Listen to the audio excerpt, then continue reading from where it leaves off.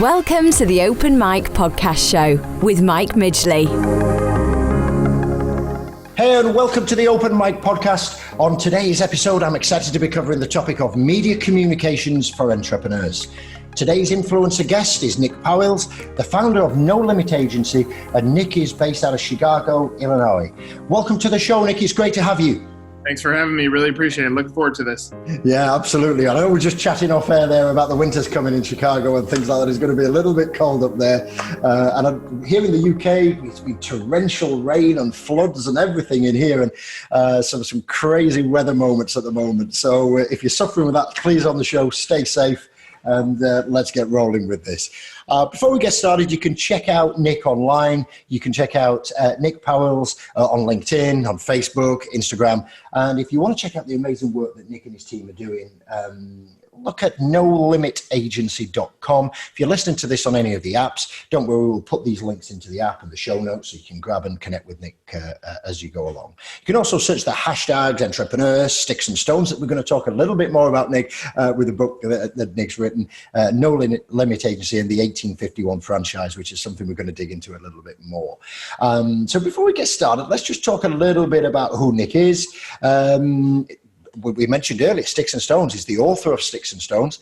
And Nick strives to share, how his personal struggle with weight and being teased, as a kid fuels his drive to being a successful entrepreneur. And I know what that feels like, Nick, not personally, but my lad Jamie, you met him, the producer off the show earlier. He has a little bit of a stammer, and through school, maybe not weight loss, but very, very similar. Other kids could get the words out fluently. Jamie sort of, was in therapy at the time, doing slow starts and practicing and getting teased. And, I know the whole host of it about the bullying and things like that is a big, big play. And I know it can be a sensitive topic for others. And, we're not here to sort of judge on the show. We're just here to raise awareness and sort of get you going and sort of give you some advice on that. But Nick, tell us, we mentioned earlier, it's been a little bit sensitive topic, about the sort of the struggles. How do you approach this to ensure, basically they get the best outcome and things like that? Just tell us a little bit more about it, if you could.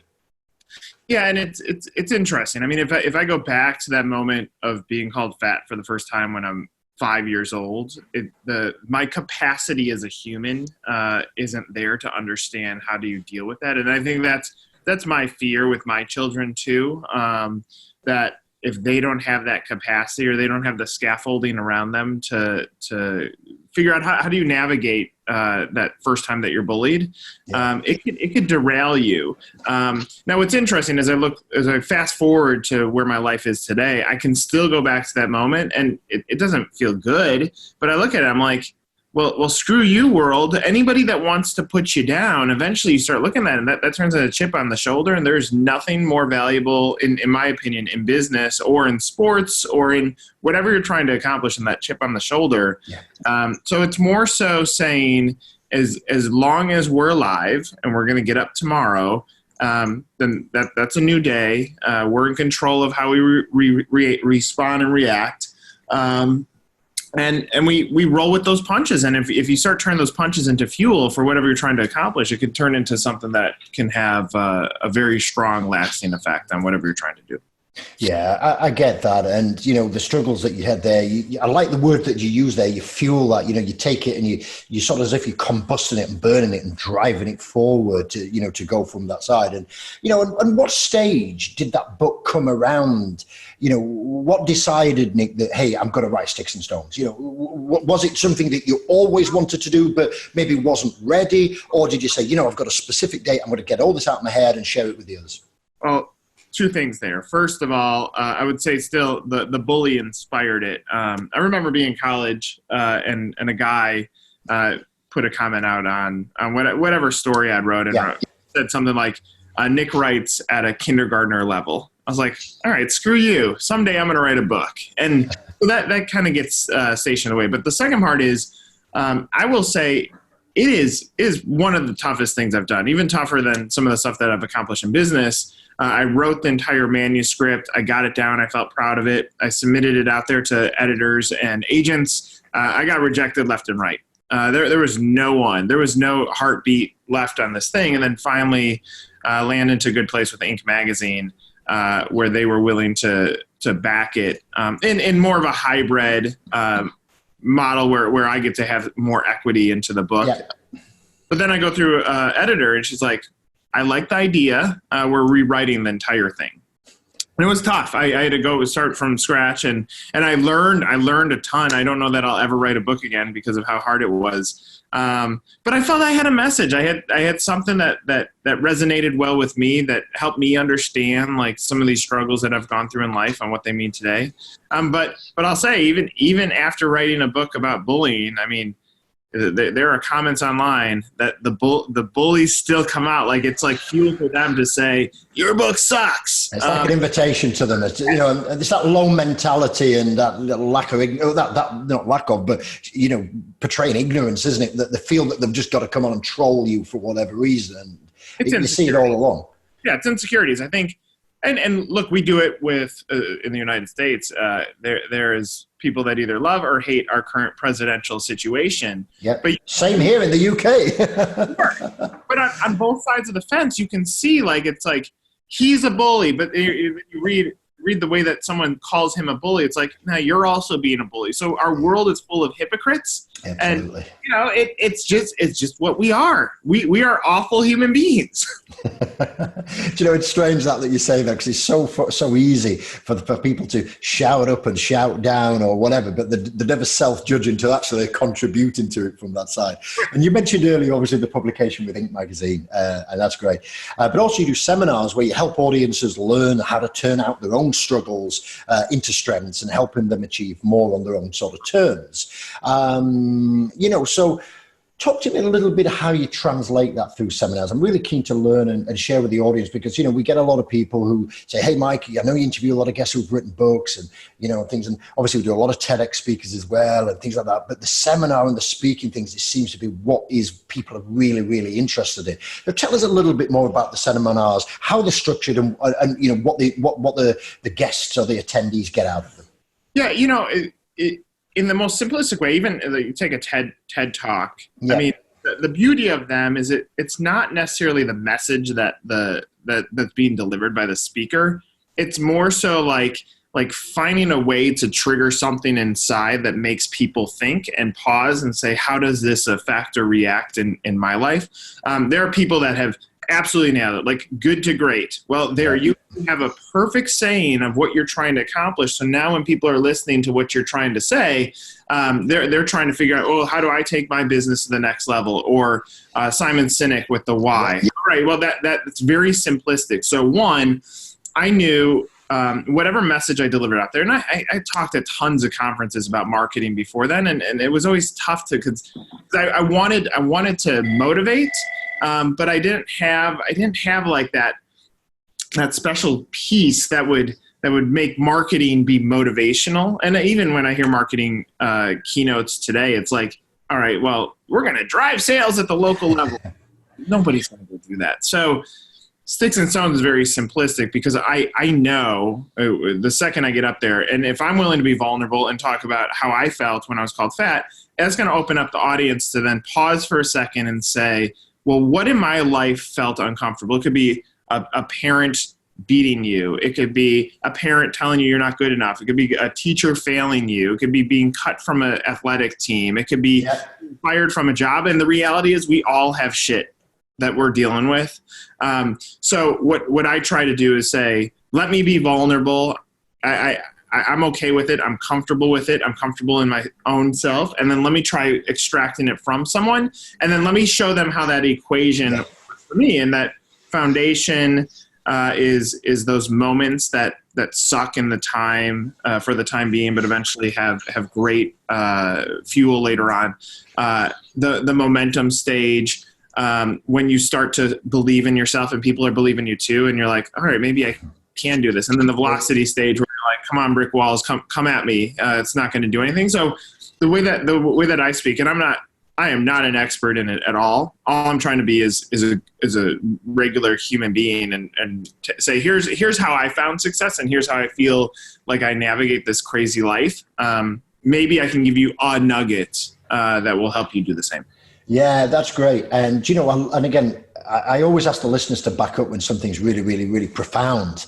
And one thing that you sort of skipped over pretty quickly there, because it's probably in your natural delivery as you've learned to boss that, Nick, but I pick out on it, is you get that little start of positivity, and it gives you that hope to start with, doesn't it? And then that, like you said, then the velocity comes to run through brick walls. And if you're driving and you're listening in the car, you're watching this on one of the, the blogs or YouTube, or you're actually listening, on one of your favorite apps. Just take time out and then just try and process that. Whatever you're struggling with, it may not be a personal attack, either weight or stammers or, or the way you disfigurements or anything like that. It may be something in business, but, there is always hope. We did a podcast, I'm not quite sure, I don't know, 2 or 3 months ago with a guy called Mia Miletsky, and the guy was worth $20 million. Financial crash, he was worth $15 million. Financial crash, they wiped him out for $20 million. So on Monday, he's worth $15 million. Tuesday, he's worth minus $5 million. And, obviously his story is all about coming back and bouncing back from failure and using it as a positive. So go check that out on the Open Mic podcast channel. But very, very similar in your situation there, Nick, where you get that little bit of hope, you translate it forward, you get something to build on, and that's just going to be confidence. And I suppose it's all about self-belief as well and channeling that, isn't it? Absolutely. I mean, again, I go back to the statement that this life is hard. I was interviewing a guy. He sings the national anthem at Chicago Cubs. Wow. And he's like, I'm out there. I'm on the field. I have a World Series ring. People look at me like I'm an icon.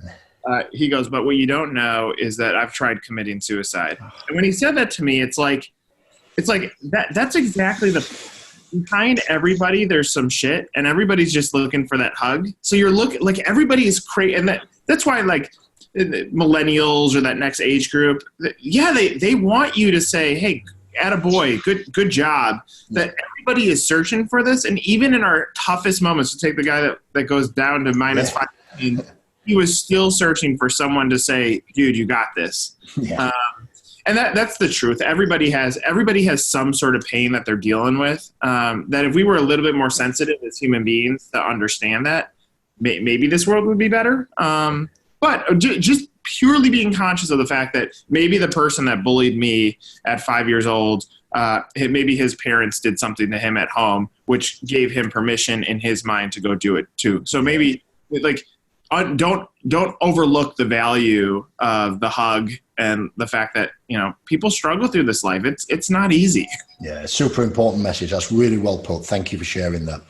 So if you want to learn a little bit more about Nick, as I mentioned earlier, you can check him out and just search Nick Powills online. And again, we'll put those links in. But Nick's also founded the No Limit Agency, which is like a communications agency way back in 2008. So pretty early on in the digital era, really. I mean, everybody takes it for granted today. But if you cast your mind back to 2008, the beginning of the financial crisis, really, as it started to come out there, Nick does the sort of chief strategy for that. But also he's going to tell us a little bit more about 1851 and the estate MBA as well. So tell us a little bit more about what you do professionally and about the 1851 and the estate MBA and things like that as well. Yeah, so I'll give the brief on getting to No Limit, because No Limit is where the journey really started as an entrepreneur that could actually make some money. I worked at an agency in Chicago. I pitched 2 business concepts to them. One was a magazine concept that I would at that point I was calling Chai's, which is now 1851. Yeah. The owner of the company said, "Look, that will never work." Well, 1851 is a multi-million-dollar business, so I think I knew what I was doing. But I said to him, "Look, I love this company. I want to be here forever. Let me come up with another business idea." And he said, "Look, unless you have my last name, I doubt I'll do anything with you, but go ahead." This is 2007. And I wrote a manifesto on how social media would transform the agency world. At that point, I'm doing MySpace profiles, Facebook groups, LinkedIn. It would be first name Topper's Pizza, last name Guy. So I'm manipulating social at that point. And he said social media is a fad. So in March of 2008, I quit my job, broke up with a girlfriend, and moved to Atlanta, Georgia, to get this thing started. And the journey begins on, now I figured out how to potentially create some wealth as an entrepreneur. So fast forward today, I mean, every format of the business, whether it's the way that we pitch the media, whether it's our belief that 99% of companies in a social media world are media companies. They're not social. They're not asking questions. They're not communicating with their audiences. They don't even respond when someone posts on their page. They're just like, cool, I love your brand. All right. So the fundamentals of how we started the business are still there. It's not a regret. As a 27-year-old who starts this business, I didn't understand raising capital. So great that we arguably were the first social media agency in the world. Bad that we didn't raise capital. We were in the middle of a pitch with Chick-fil-A. It was final stages. We were in legal review. And I get a phone call and they say, look, Chick-fil-A's or our marketing agency can put 70 people on our account. What can you do? And I'm like, I have 3. So there are some mistakes that I've made in business, certainly, and that still fuels me today of over-investing in the bench, trying to have a point of view that's different than everybody else that's out there. But, it's been an amazing ride to try to carve out what is a point of differentiation in a very crowded marketplace. And now we have 40 awesome people that we work with. So that's amazing. That's great. Tell us a little bit about that mistake with Chick-fil-A. They've got 70, they've got 3. Was that just being the honesty coming out? Did you sort of think, oh shit, what have I said there? Tell us a little bit more, because we've all done those, well, whether you call them crazy or whatever, sort of statements in pictures or phone call follow-ups or whatever. I'd just love to learn more about that, because it's an amazing story. I didn't realize that. So thanks for sharing it. It's more so my mistake was that I should have raised capital, because I had an idea, a foundation that at that point nobody was thinking about. It was like a light switch at the end of 2009 that every marketing and ad agency now had social media services. So it wasn't like I was that far ahead of everybody, but we were ahead, and we had a point of view that was different. And still, that goes back to this issue in social media world, is still agencies think social media is media, not social. So even 10, 11 years later, we still have the potential to do things a little bit differently than what's in the marketplace. So the mistake was not understanding that I had something big, not pushing down the gas pedal when I should have. Well, I mean, it's maybe not imposter syndrome, but because you were there, you were ahead, but it's just lost opportunity cost, I suppose, isn't it? And I look back over my 25, 26, 27 year career, and I look back and think, we should have done this, we should have done that, we could have done this, we could have done that. But sometimes that also fuels and eats you alive inside and destroys where you are today, I've always found. So, if you are struggling with that and you're indecisive on the fence, there's a great quote by the Australian cricket coach, Michael Checker, I think he's called. And he says, if you keep looking back too much, you get a sore neck, and so, it's okay for reflection and benchmarking, but, keep driving forward and use that learning experience as opposed to spot the next one. But tell us a little bit more about 1851. So it sounded like your previous boss was a bit of a jackass, really, wouldn't seem to listen to anything. And I have come across exactly those same people as well. If my name's not above the door, it's not an idea and all that sort of stuff. So I get it. And I don't know if you noticed, but I was smiling when that was, because all these flash of these egomaniacs came into my mind when you said that. But tell us a little bit about what 1851 is. Who does it serve? What's its process? Its publication, and how you grew it to a multi-million-dollar business. That'd be lovely. If you could share that with us. Yeah. So on the front end, it is a trade magazine. What we're trying to solve, it's specific to franchising. We're trying to solve the fact that there's no real news source that gives content that's specifically to franchising. Yet there's an audience, whether it's franchisees, franchisors, suppliers, people that are thinking about getting into business for themselves. There's this audience that craves it. So nobody came into the marketplace and said, let's own a publication that produce the amount of content that we're creating. That's one. Two is, when I looked around our agency, I landed on 2 issues. Issue 1 was we would get great media relations for our clients. We get the Wall Street Journal to write a story. Well, what happens in traditional journalism is that Wall Street Journal newspaper publishes, it hits people's desks, Maybe online. Online is a locked portal. You have to pay to get into it. So the reach of that article is going to be whoever picks up that article and interacts with it. And I was like, this is a shame. The fact that we're securing a great moment, the client can't do much with it. They have to be reactive based on who's actually watching it or absorbing that piece of content in the moment. What would it look like if we took that piece of content and aggregated it? So we started building this, and then I was like, no, you know what we need? We need an active newsroom for the brand that we can control content, so we don't have to wait for a journalist to say yes. Because in today's world, we are all journalists. And then secondly, how do we aggregate all the content that they're booking into one place? So that was the other piece, is that we had all these stories, people stories that we were building, and they would just sit in files. I was like, let's create a public atmosphere for it. So on the front end, we have the trade magazine. On the back end, brands get their own active newsroom. And what we're trying to do there is say, let's take a headline, let's put some digital advertising against it, let's go get some earned media to support it. Let's give you some marketing tools to now take that story and market it to your dead leads and your active leads. Let's put this through a funnel that has marketing, PR, advertising, social, and digital, so that we can maximize the reach of it. So it doesn't just, we're not just relying on someone that's going to pick it up off of the desk. We're actually hand delivering it to people that we think is the right persona.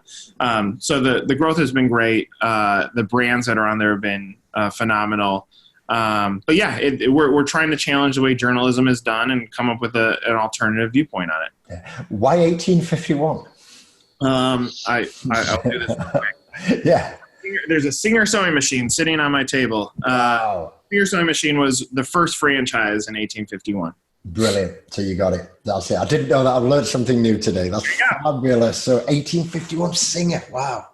Yeah, because, you go looking back at some of the older brands like Otis and people like that, and I suppose you lose sight of the origins, and when you date it to 1851, absolutely perfect, and it sits there. So fantastic, really lovely. Really enjoyed listening to that story, and from what was technically going to get a screwed up piece of paper into your previous boss's waste bin into what it is today. That's fine. And if people want to check that out, is that 1851.com, or have we got a specific address for that, Nick? 1851franchise.com. Yeah, that's brilliant. Yeah, we'll get that checked out. We'll add that to the show notes as well, and we'll get that linked in. Great work on that. So thanks very much indeed for sharing a little bit more about the bio and the sort of journey to where we've got to today. Let's talk more about those media communications for entrepreneurs, specifically. Talk about how to find your story and leverage it as fuel for accomplishing something great. I know what you've just covered in the aggregator side for 1851 and things like that, but just talk to us. We've got entrepreneurs listening, they're trying to bridge that gap between their ideas and successful implementation. And yourself, having been there, they take a big run up, they take a big leap over the canyon, and they think they've got the ascendancy in air, and then suddenly it drops and goes into the canyon and crashes and burns. So we're trying to bridge those ideas, use useful strategies. So tell us a little bit more about finding that story and leveraging it for fuel so they can actually achieve something great. Yeah, I think we need to remember as brands that brands don't sell brands, people do. Yeah. And there's usually a person behind. There's a person behind every brand in some capacity. Even in Amazon, where you might not interface with the person that's selling you this item. Yeah. There's still a person behind it. So if you look at Apple and Sony. Sony, a good brand. Apple, obviously a better brand. Yeah. Apple has this guy, Steve Jobs, that goes front and center. And we could still talk about Steve Jobs all day long from an inventor standpoint, from innovative, from a futurist. And Apple did a great job at putting him front and center. Sony had this guy, Nobutashi, who created the Walkman, the camcorder, and the digital camera. So three of the most important inventions that exist in our pockets today that also made Steve Jobs an innovator, this guy Nobutashi created, and yet nobody knows who he is. And that's because Sony always put brand first and Apple did not. What fascinates me about that case study is they both die in 2011. One leaves the world forgotten, one leaves the world remembered. It's an icon, yeah. Right. So my number one advice to brands is that harness the people story. Like, you did something to come up with this business concept. You are an entrepreneur. That means you took risk to try to create reward or wealth for your family. Embrace that. So the story doesn't have to be, it's not no limit agency. It's, what did we do as a team, as humans, to build no limit agency? What is our point of differentiation? So when you think about your own business, my number one piece of advice is put your human interest story first, because that's what's going to resonate with buyers, not the fact that you opened up another pizza shop or you created a new widget. It's going to be the fact that you put everything on the line because you believe this pizza brand is going to be better than everyone else, because you're putting vodka in your crust, whatever it turns into. The brand story is still important, but people should go first. Yeah, it's a great story. I remember when I first saw this first published in Dan Kennedy's Magnetic Marketing, going back years and years and years. And he was talking about how Domino's, the only reason I'm slightly off script here, by the way, I apologize, but when we talk about pizza, and for you guys who listen to the show or follow my stuff, you'll probably have heard me say this before, but for any new listeners or anyone else, here's a great way. Nick talked about what do we do to differentiate. Dan Kennedy quotes about how the guys from Dominos really got started. They started on a college campus. And, at the end of the day, they didn't go out and say how our pizza is the freshest, it's made from natural ingredients. They didn't do that. They understood their market audience, which was students at the time. They started on a college campus, and their advertising slogan was fresh hot pizza delivered in 30 minutes or less, period. Or your money back type of thing. From a differentiated point of view, you've got hungry students, maybe had a few too many on a few nights out, going home, can't cook, don't want to cook, no means to cook or whatever, but yet they can hit the speed dial, fresh hot pizza, within 30 minutes. And to me, it always sticks out. And I think it's in the section in Magnetic Marketing, Nick, where Dan goes on to talk about why should I, your prospective customer, choose to do business with you over every and any other available option to me. And that's how he sort of comes up with the Domino's example. And it always stuck with me for years. I mean, it was late 90s, early 2000s when I first got introduced to that sort of program, in the old cassettes and things like that. But it still remembers, some 20 odd years later, fresh hot pizza delivered, 30 minutes or less guaranteed, or your money back. The humanistic side of that is you've got two brothers who actually the first brother left by then. He packed up in his VW camper and went, and the surviving brother took that brand forward and grew it into whatever. And, from you being a franchisor export as well, you probably understand, the scale and growth of Domino's, not just in the US, from that humble origins on the campus, but globally. So that sort of slogan drove that franchise and global expansion. And yeah, sure, they've changed it over time, and I'm sure they've done different initiatives, but that's the one that sticks out with me about him being human, understanding his audience and trying to differentiate. And I don't know if you've come across that story or anything like that, but it's one that always sticks out with me. Well, and you have two other parts to that. You have the visual of the delivery guy sprinting to your door because he doesn't want to get docked for losing the money. So there's there. And then at that point, and it's been automated now, but at that point, there was still the interaction of ordering the pizza from another person on the phone that you did not know that you're going to trust was going to get it to you in 30 minutes or less. So when you start breaking it down, the human component of that story ends up being fantastic as well. Yeah, that's great. Appreciate it. But yeah, focus on the human conversation, and the top B2B, the top B2C, but really it's H to H, isn't it? Human to human. Like you say, it doesn't matter what you do, you're dealing with people at the end of the day. When we move that forward a step, Nick, what's changed in social media in 2019? Obviously, as a pioneer charging that social media agency way back when in 2008, there's so many different platforms destroyed, gone, taken over. I remember when everyone invested heavily in MySpace, that's gone away now and things like that. But what's changed, and what should the listeners be sort of, seen as crucial in 2019 when it comes to social?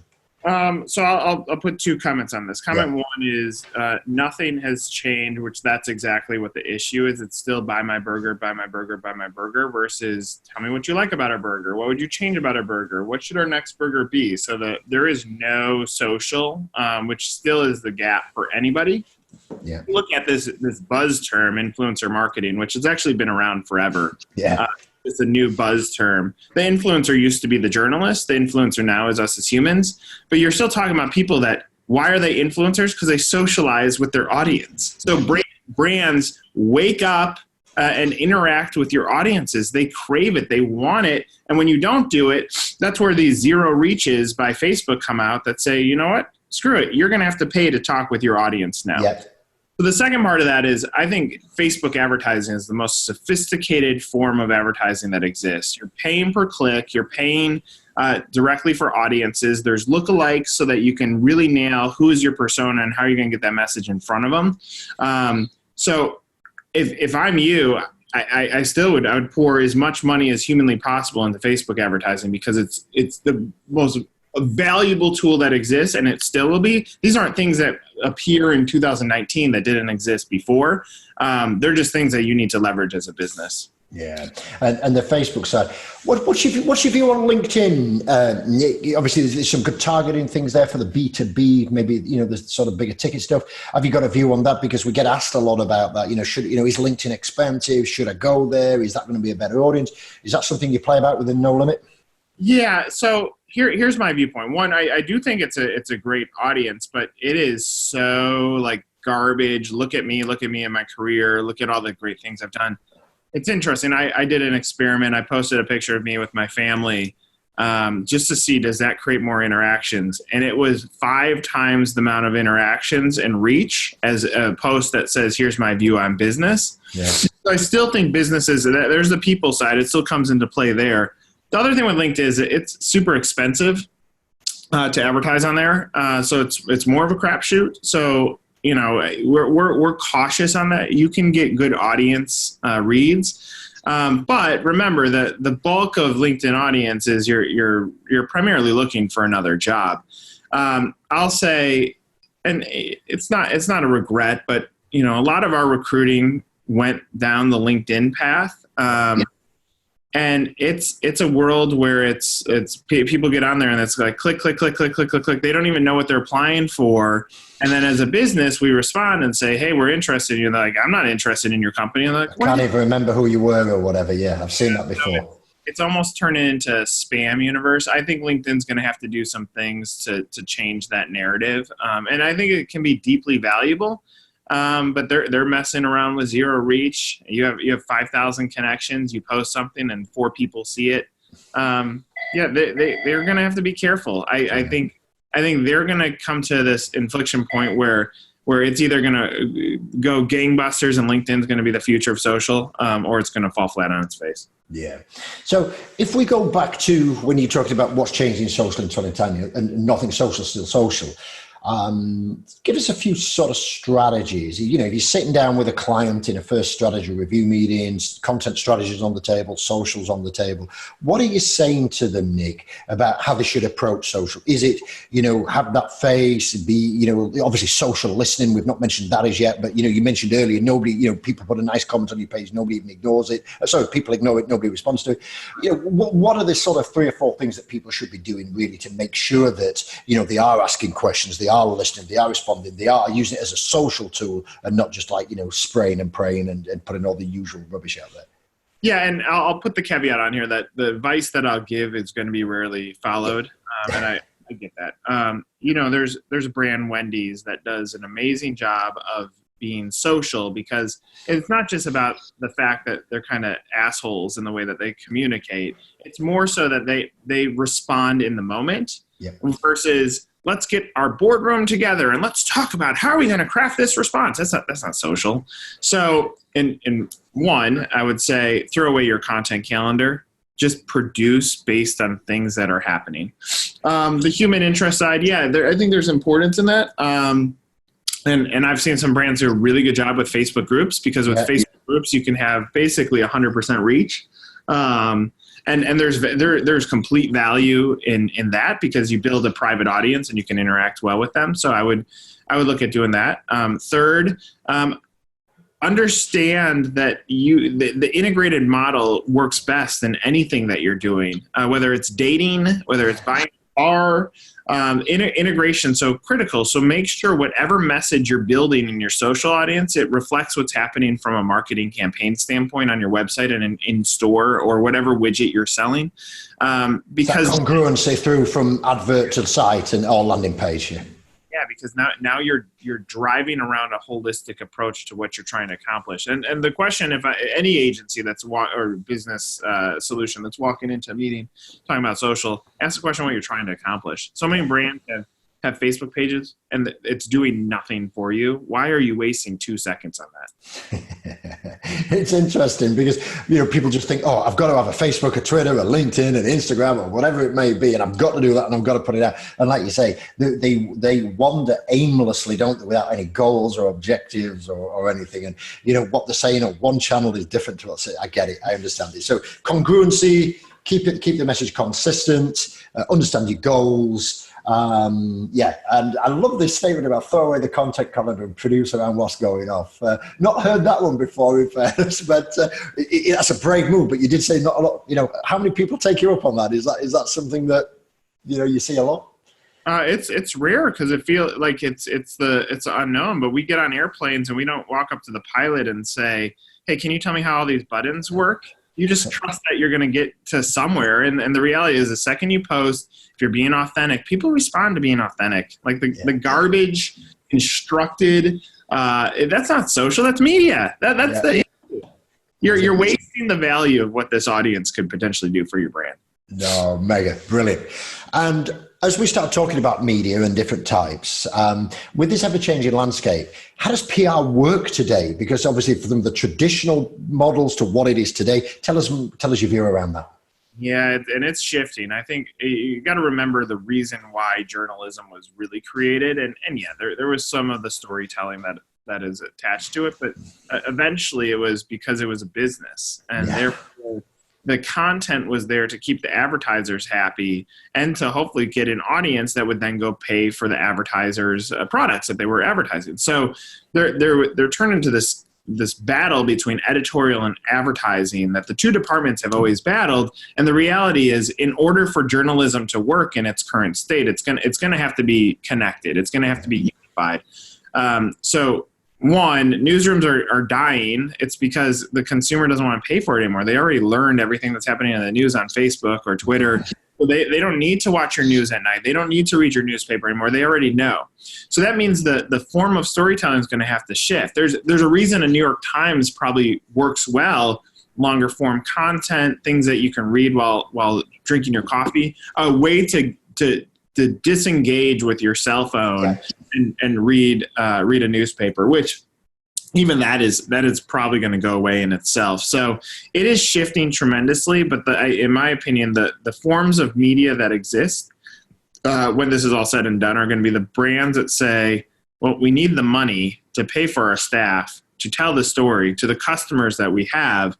Let's have a discussion of what an integrated model looks like. And that frankly, that's what we're trying to do with 1851. We're trying to have the best of both worlds. We don't sell traditional advertising. We're giving the service of storytelling. So it's a different model, but we're trying to solve it because it's going to be complex. If we don't solve this, then PR as we know it is gone. But the last statement I'll say is, the truth is everything is PR. Advertising is PR. Marketing is PR. Public relationship. PR, yeah. We're all building relationships with an audience, with the public. So it's smart that agencies at some point separated out all the services, but the reality is it's all PR. It's all PR. So if somebody sat there, maybe from a little bit more of an old school sort of business, where, you get the idea, Nick, you've seen this before, traditional PR, going to charge you $3-5 a month. They're going to push out to so many stories get published. And then they produce you a little file that says, hey, look, we've got you featured in X, Y, and Z, whatever it would be. If people are still saying, hey, PR's dead, Can we bring it back on the table? Can we say, hey, it's there? Is there a better way of doing it? I know obviously you talk about the integrated models and things like that, but is that something that you're advising? Is it industry specific? Does it respond better? What are you finding in the agency? Because I get asked about it a lot. And I interviewed a lady called Ileana Storiva on the podcast who was a PR person, but now works at HubSpot, or actually she used to work at HubSpot. She just left to go to Cisco. And she wrote a book, The Inbound PR. And she had a different way, and she got slated about the way she told PR agencies about the way to modernize PR. She got a lot of negative press review from, maybe the people stuck in the mud of how it used to be. But when you actually look at it, and she talks about that integrated model, but it's like going back out there and selling change again. It's like trying to rebrand the old car that had a bad reputation.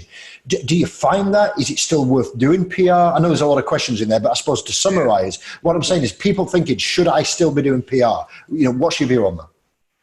It still goes back to, if you're going to wait for people to react to that Wall Street Journal running, then no, don't do PR. PR, if you break it down, it's still influencer marketing. Yep. You have a third party validating your brand. That's why we pay for someone to send out a tweet about our brand. It's validating your brand. So that still exists, and it's far more cost effective if you get the right agency that can also push human interest stories that now gives a good story out there that someone reads and they're like, I could be like that person. So it's more about the story, less about the delivery. And then it's what you do with it. So if you're unwilling to market that content, then no, don't do PR. There's a burger brand, Five Guys. Yep. And if you go into any Five Guys restaurant, you'll see their walls are littered with PR. And if you read where the PR is from, the media hits are not from that local market, but to the end consumer, they're like, wow, everyone's buzzing about this brand. They put up these banners outside their restaurants that say, #1 restaurant in the world.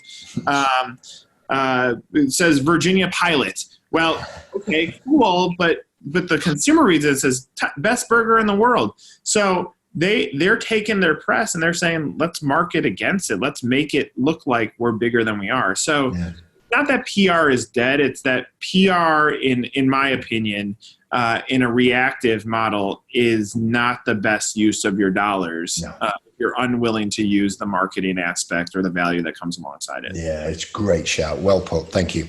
So for brands today, trying to get ahead, make that differentiator, how can brands change their digital strategies to win and win big? Panic. It turns into, you look at the turnover rates of CMOs. Yeah. They turn over frequently because they're reporting to some CEO that says, this year we want X number of sales. And they're like, why? Like, I don't know. Because we want sales. So there's so much garbage on the way that we operate business. We've been trained that if we're not growing, we're dying. And I understand the reason or the purpose behind it.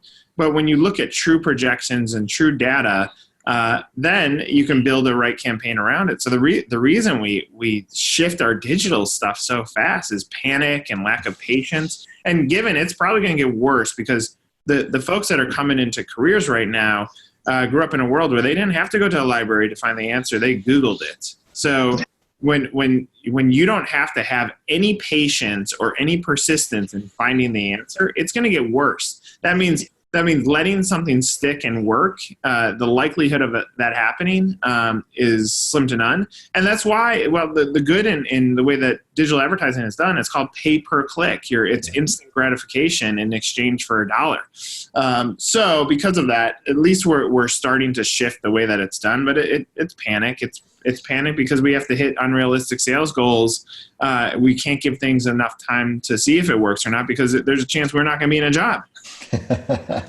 So if you take it down 2 or 3 levels to the smaller businesses out there who maybe don't have a CMO, they're the owner driver. It could be a mom and pop shop type of thing, family run, doesn't really make a difference. A lot of what we find here, and I always say this, and I mean this sympathetically, so please don't give me a lot of grief when I say this for the guys listening back, but here in the UK, we are what I would say a sneeze or two behind the way the US approaches things. So when we're pushing, what I'd call innovative edge of new innovation strategies in digital, what is deemed acceptable in the States, we've still got a sales job to do here in the UK. And you know what it's like. You got to sell the change, then you got to sell the benefit, then you got to sell why you're the right person to do it type of thing. So we're a little bit behind, and that's no disrespectful to our UK or European audience, but it's just the fact if you look at it. So for those mom and pop shops and those smaller digital sort of minded people who they've not adopted digital, they don't really have a digital strategy. What would you say? What would you say that they should concentrate on? Is obviously online, message, market media, all that type of stuff. Is it persona stuff? What should they be concentrating on in their digital strategy to get going? Yeah, I think it still goes back to humanize yourself. I mean, if you think of someone that's selling a home and they put up, here's our big fancy logo for Home Sellers Why, nobody's going to integrate with that. If they put up, here I am Home Seller Nick, people are going to connect with me because I'm asking them to trust me by me selling them a home. Therefore, I need to humanize myself. So if you're more of a startup or a small business, humanize your brand as fast as humanly possible. Secondly, now we have the pleasure of working with franchisees, and they have the most questions. They're like, I spent $500 on Facebook. Why did I not sell $10,000? I'm like, I don't know. Maybe your product is crap. I don't know. Maybe because you were an asshole to them when you were trying to sell them something. It's not as easy or cut and dry. So my ask to every small business is find a way to be patient. Like figure out what you can afford. Don't push your limits on your dollar spend. Figure out what you can afford and let the process work. There's a reason why all these big brands are using these tools. It's because it's driving sales. Yeah. So give it a little bit of time. Yeah, and that's something. It's a bit like football coaches, isn't it? They want instant wins, and like you say, the instant gratification of the crowds on the back when the coach, by the time he's reorganized his team, he's got fired, and whatever. So, and we see that as well in the small business market. They spend a few $1,000s a month, and they think they're spending the world. Now, listen, it's all valuable, and I certainly don't want to be disrespectful, but like I say, there is a process, there is a time. It does take you just don't turn it on tonight like a light switch and sales drop in the tin tomorrow. Right. Not unless you've got a super unique product that's well positioned to an established audience. So patience, I think, is the key word there, and I appreciate you sharing that, Nick. Thank you. So we've talked heavily about brands. We've talked heavily about the human side of that. And we've talked about, the modern buyer and how they are, that, we're on Google, we get the answers, et cetera, et cetera. So in your sort of summary, what are the real keys that buyers look at when they are exploring brands and they see one of these ads online? Yeah, remember, buyers don't give a shit about you. They care about themselves. Yeah. So you have to understand they don't care about your brand. So that means you have to solve a problem for them. Or solve some sort of need. Even use the burger example. You're solving hunger or convenience. You're giving it to them at a price point that is valuable. I was doing some social listening years back, and there's a Asian restaurant called Big Bowl, and we were looking at their pad thai, and their pad thai had very average reviews. Well, what is the conclusion that comes out of that? That means you're either overpriced, so that they're like, it's not as valuable, or the quality of your product isn't as good. So it leaves an opportunity. If you really listen to what's out there, you can find the answers. The answers are out there. So then say, all right, either let's lower our price so that expectation of our pad thai is aligned with what we're delivering to the customer, or we're going to have to increase the value of our ingredients, because clearly on average reviews, that means we're missing the mark. So don't be afraid to listen to the answer, because it's probably sitting out there. And I'll say that probably the biggest gap between things that work and things that don't, or whether you do it or not. There's a lot of people that talk about their dreams. There's very few people that actually go try to make their dream come true. Everything in life takes work. There are certain things that come easier, whether that's studying or accidentally winning a lottery. But Yeah, everything takes work. So just start doing it. Like baby step into whatever you're trying to accomplish. Take that first step. It's going to give you, that's the only shot you have at winning. It's not going to magically come your way. Yeah, that's great. And, I love the point that you mentioned about, increase the ingredients or lower the price point using that specific brand as an example. And when I sort of look around that, there's too many times I think, businesses say, no, I've invented this product. I'm personal to it, but it's really like you say, they don't care about that. They care about what's in it for them. And, if one of our listeners is in that situation at the moment where maybe they've launched a new product and it's maybe not going as well as it should be, maybe they are getting some average feedback, do you favor increasing quality and holding price? Do you say, hey, let's do a cut price deal and see how that drives? I do understand this. It's maybe an impossible question, Nick, and I apologize for asking it, but, it depends on country, product type, audience. I understand there's so many, but if somebody's what I call flatlining on a product, you were to go and do like a forensic on it and you look at the reviews and whatever, do you think there is something that gets it back on track or is it all individual? What's your take on that? Now, it's slightly off script, but I'm just interested to take your view.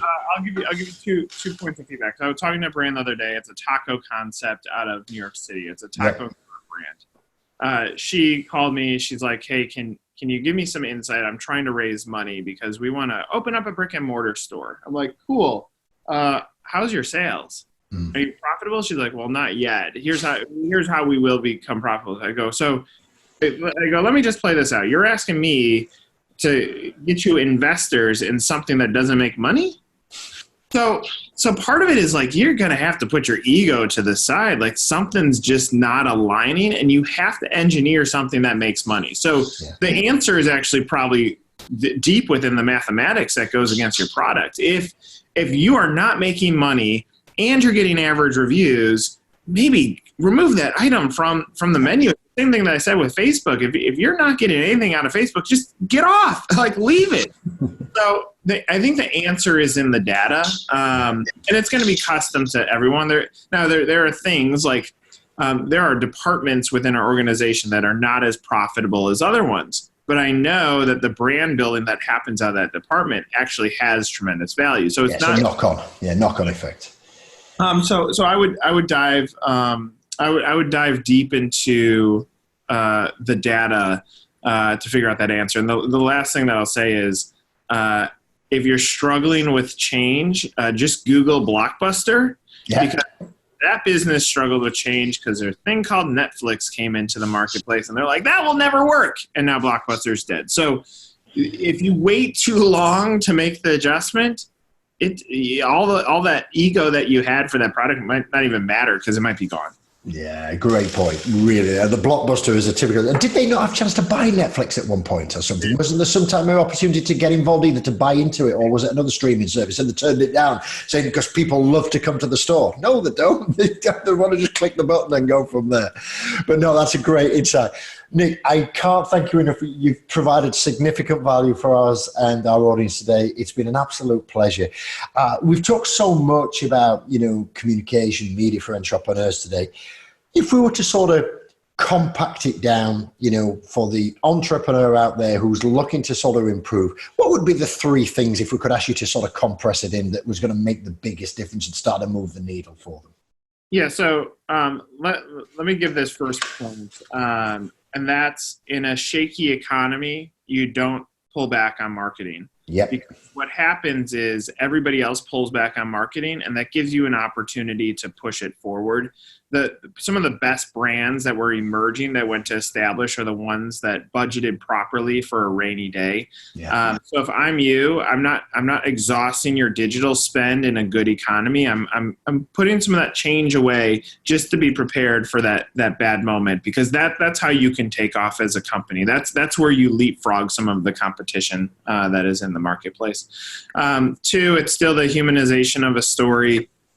Make sure that you are okay with being a little bit vulnerable with who you are and where you've come from.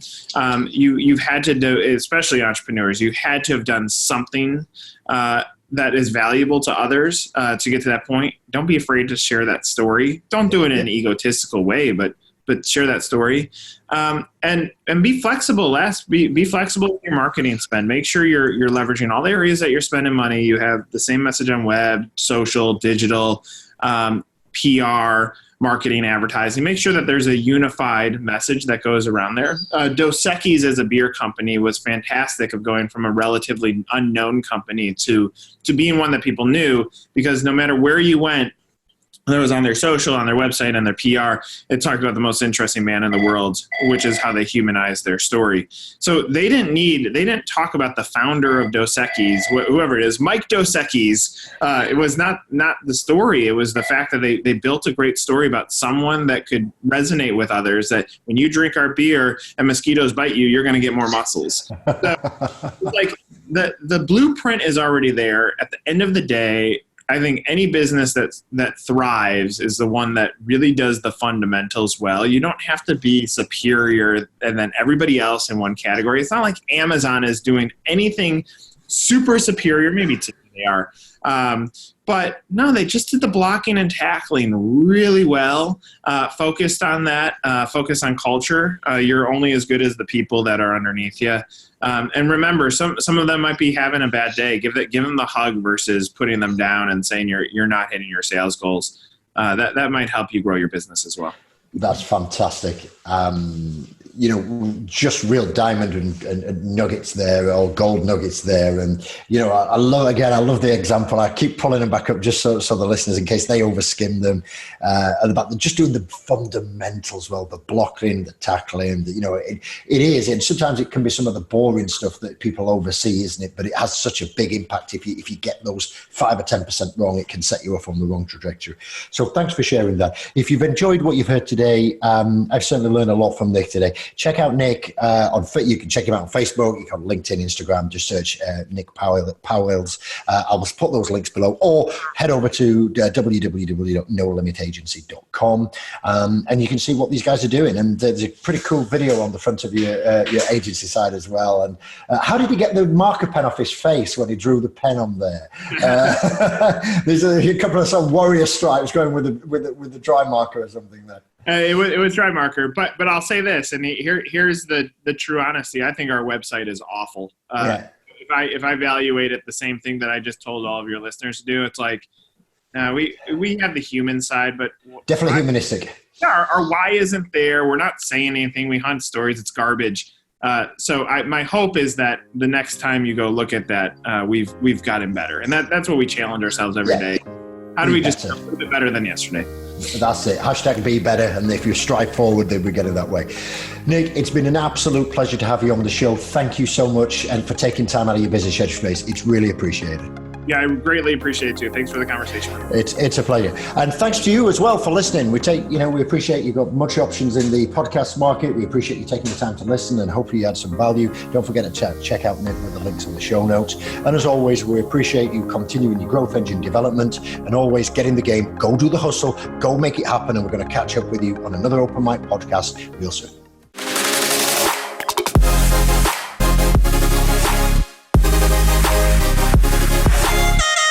You have been listening to The Open Mic, brought to you by The Success Hub.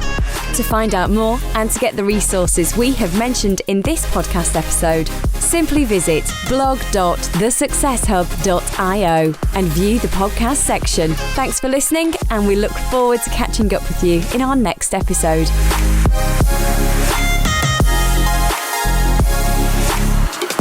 This podcast and associated materials is published under copyright to The Success Hub. All rights reserved. No reproduction of this material is permitted.